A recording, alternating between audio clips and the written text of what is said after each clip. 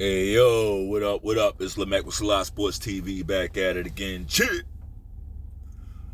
So, so much has happened in the last 48 hours. Just in one saga, and that saga being the Terence Crawford and Errol Spence, and now we can add Sebastian Fundora's name to the mix, as well as Tsyzu, right? Let's talk about it. So, it's pretty. It would be comical, right? I think it is. Matter of fact, it's funny. Let's go ahead and get our 7 chuckles off the shit, right? But I also want to say this. You know that thing. I can't describe what it is. I don't know if it's here or here, right? It's either up here in the back of your head or it's here in your heart, right? But between the two, they come to an agreement in certain instances, in certain moments, and they tell you these things, your brain and your heart, they come to follow me. They come together. And they tell you shit like, you know what? I don't think you should do that. Like, they usually, in most normal people, those things will come together like this and say, you know what? We agree. We don't think you should do this thing you're about to do. Most of us have that, right? For instance, it's a few years ago. I was at a conference. It was for work or whatever. And this conference, man, it was grueling. It was pretty fucking grueling. I'm talking about like sitting there all day listening to motherfuckers talk, right? Normal conference shit. I know, it's normal shit, but I just don't like it. I don't like it, and that's it. Sitting there for hours and hours and hours and listening to motherfuckers talk. Right? Then you get a half-hour lunch. You get 30 minutes for lunch, okay? And then you got to sit back down for another 4 hours. I mean, you don't have to, but it's there. It's business. Like, you're there to network and all, whatever. The point is, you get a 30-minute fucking lunch. And everybody's going to the same place for lunch because this place, they serve food, right? Big hotel, right? Whatever. I'm not doing any names. I'm not name dropping. I ain't getting paid for none of these motherfuckers, so whatever. Big fucking hotel, nice food, all that shit, but it's one place to go and everybody's going there. Everybody in the fucking conference going there. So there's a line. I'm going somewhere with this. There's a fucking line, right? But there's one idiot who, when it's her turn in the line, she pulls out a cell phone, right? She pulls out a cell phone and starts calling her friends to ask them what they want to eat. Her friends that are at the conference. She's taking orders, but she's doing it in the line, right? Doing it in the line while all these fucking people, I'm talking like, this line is crazy. But this person, this woman, didn't have that thing that I was talking about that says, you know what, maybe I shouldn't do that. Right? She didn't have it. It wasn't clicking. The shit wasn't clicking. And the shit went left. But that's my point. Back to Errol Spence. We had the Tsyzu versus Sebastian Fundora fight. I thought the fight should have been stopped, right? It should have been stopped, and I'm going to touch on this. Pause. Right? I'm going to talk about this. Tsyzu caught an elbow to the head. Was it purpose? Was it on purpose? I can't say it was on purpose. I don't think so. I can't say it wasn't, but I don't think it was. I just don't. Right? Did the cut play a huge factor in that fight? Yes. Tsyzu was on his way to knocking out Sebastian Fundora. Fundora was getting hit with right hand after right hand. He got busted up in 2 rounds. He got his nose and mouth broke. He got his nose broken, his mouth busted up in 2 rounds, right? The end was coming. And then the cut happened, right? So here's my thing. You don't leave it up to these fighters. Hey, do you want to continue? Like, you talking to a motherfucker who been getting punched in his head. Elbow punched in the head, like, hit, punched. Like, he can't make that decision right now. He can't make that decision right now. Like, a lot of people be like, yeah, I'm old. I'm for this old school. I'm for old school boxing. I'm for old school boxing to a certain extent. I think old school boxing needs to be revamped and rethought, honestly. I do. I think it needs to catch up to some of the modern day shit that we got going on. You don't leave it up to a fucking fighter to continue when he's bleeding from the fucking head. Is his decision, is that what does that do medically? Can he medically change anything with his words? You see what I'm getting at? Like, it's fucking stupid. Why would you leave it up? What difference does it make if he wants to continue? If it's hazardous to him and everybody else? If it's a medical hazard, why are you leaving up to, oh, you want to continue? Of course. Nobody's calling Tsyzu a pussy. And speaking of that, Tsyzu, you lost the fight, all right? But a lot of heart in that fight. That's what I'm saying. Too much heart for his own fucking good. Too much heart for his own good. He went in there with Sebastian Fundora, took the fight. No complaints. Got elbowed, right? The shit cost him the fight. His corner, I don't know who he got in that corner. I don't know who he got in the corner. But you need somebody else, buddy. But even after the fight, gave credit. Didn't make no excuses. Tsyzu. That's how you do it. That's how you do it. You live to fight another day, right? I thought the fight should have ended early. I thought that was hazardous. It's the same thing I said about the Tyson Fury fight. Right? Same thing. Except that was a punch that caused his shit. Now, after this fight, guess who peeks their fucking head out and just makes theyself part of the fucking story? Errol fucking Spence. Ain't that some shit? Like, where this guy been? Like, we've been looking for you ever since we seen you getting bounced around the fucking ring. We've been looking for you. For any type of words, just to make sure, like a welfare check. Right? This motherfucker pop up out of nowhere. I'm like, yeah, we're gonna break him down like we always do. Nigga, if you don't shut the fuck up. Fuck you talking about? What's this guy talking about, man? Is he okay?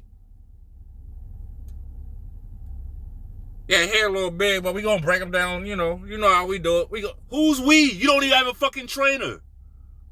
Who the fuck is we? That shit was all cap, bro. That shit was all cap. And, like, you look stupid. You look bad. You think you look good. You look bad, bro.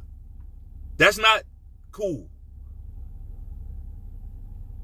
You just gonna jump in front of the guy that beat your motherfucking... Like, he beat you worse than anybody's seen anybody get beat in a long time. He beat you worse than that. Like, he made you look like a fucking amateur. And you just come right out, hey, you messing with the big dogs now. What?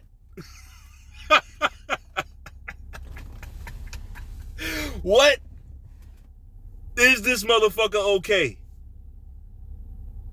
And and Sebastian Fundora probably like, really? All right. Your funeral, buddy. Like, Fundora beats the shit out of Errol Spence.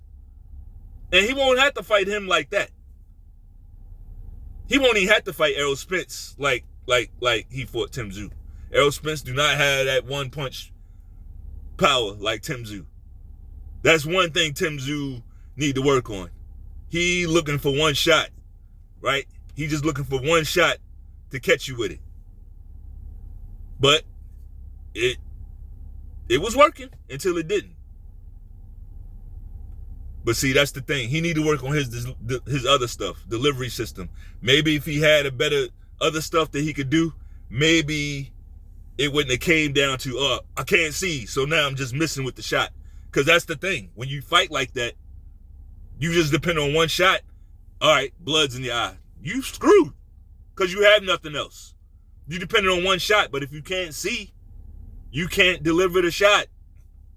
You got to have other stuff. So that learning experience. But he was well on his way to knocking out Fundora.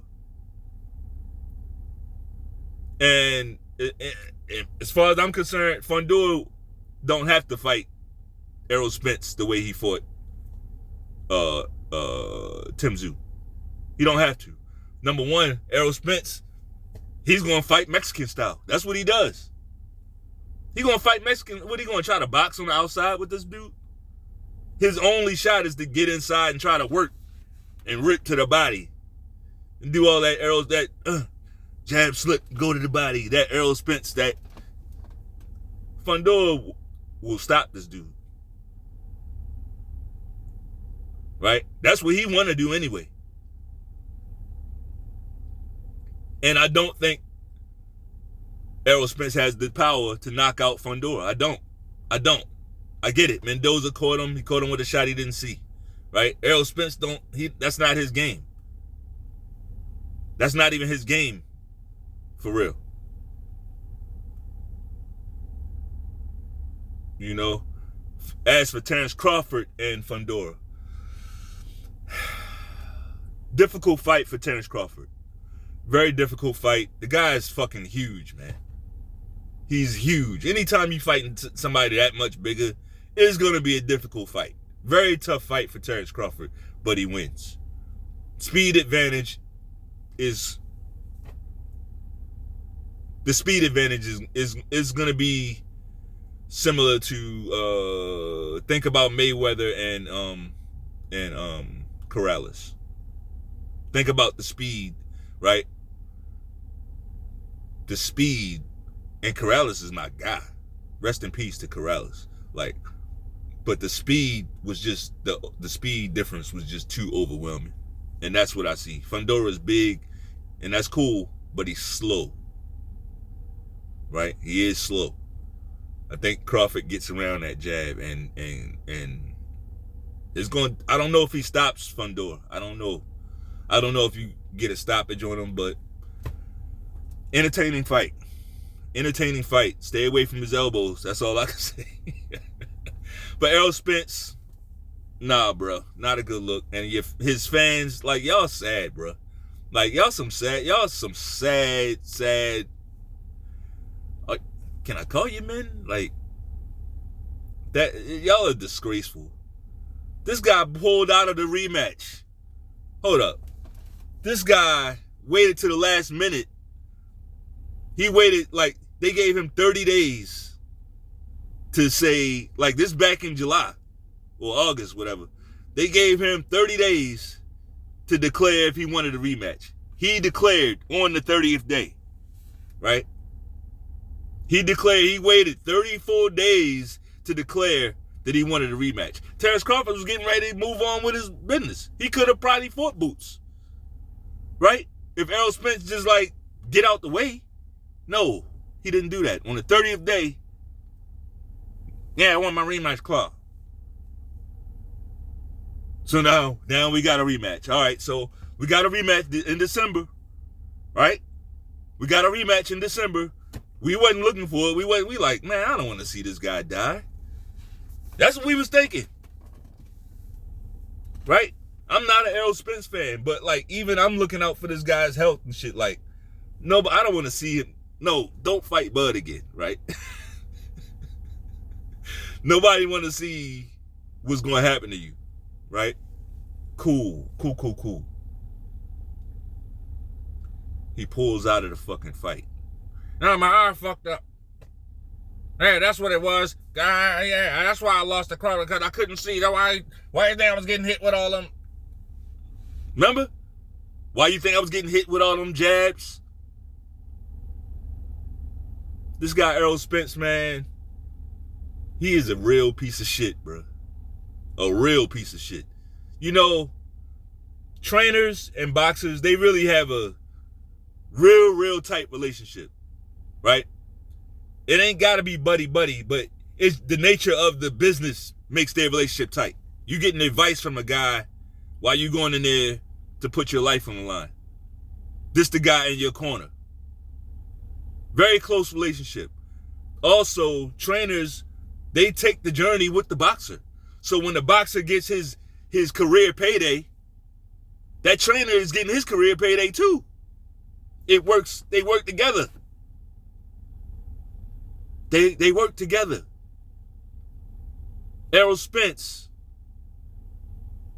was basically raised by this guy in the gym. Like Derek James, Errol Spence's father, Errol Spence Sr., took him to Derek James when he was a kid. Right? Derek James was there. All through the Olympics and all that shit. Derek James taught this guy boxing. And Errol Spence got to his biggest payday against Terence Crawford and didn't pay him. Didn't pay his trainer. Right? Didn't pay that guy.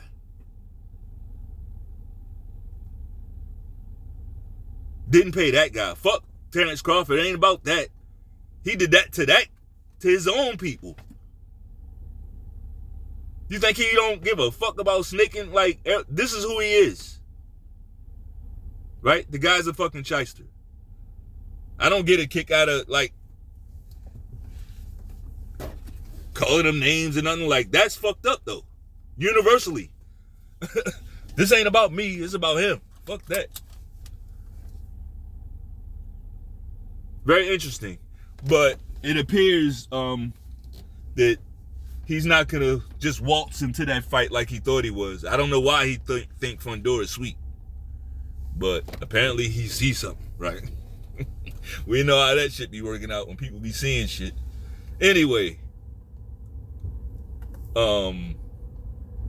Very interesting how things going to play out. I don't think he's going to get that Fundora fight. It looks like Fundora and Tsyzu will probably get a rematch. And I think that's appropriate. I think they